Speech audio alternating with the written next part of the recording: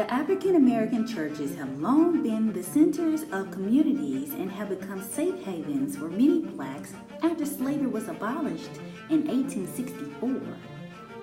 As a result, black churches have fostered strong community organizations and provided spiritual, educational, and political guidance. As such, the New Mount Zion Free Will Baptist Church was formed and founded by Pastor William Thompson from 1927 to 1946. Services were held at Kizzy White and Gardner's home in Palestine, Arkansas. Under his leadership, a bush arbor was built in between Goodwin and where the church is located now so that we can have a place to worship the Lord.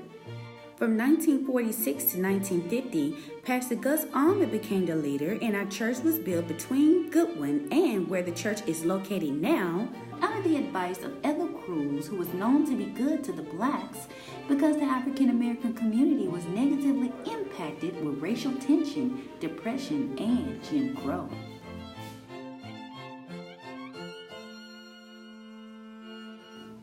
From 1950 to 1960, Pastor Verda Metcalf became the church's next leader.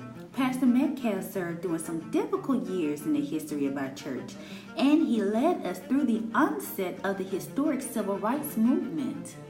Pastor Oscar Chapman became our leader from 1960 to 1964. God made it possible for us to buy this present spot where we are located now.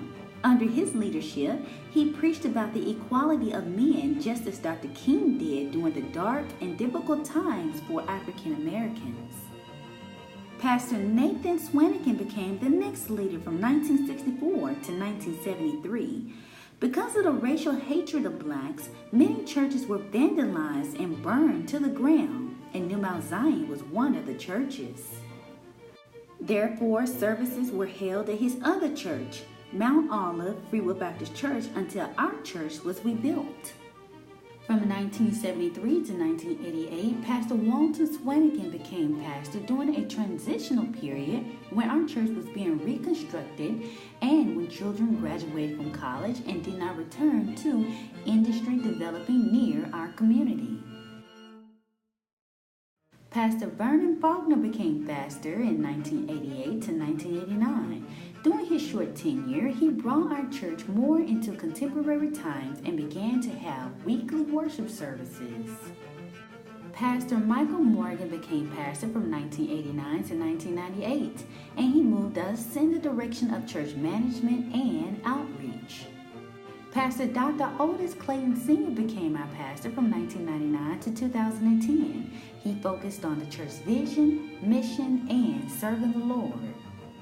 Currently, we have Pastor Ronnie Mosby, who became our pastor in 2010. As a leader, he desires to see the church and membership grow and to fellowship with other congregations in celebration and praise. We are a church, a small congregation, but big in our hope and faith.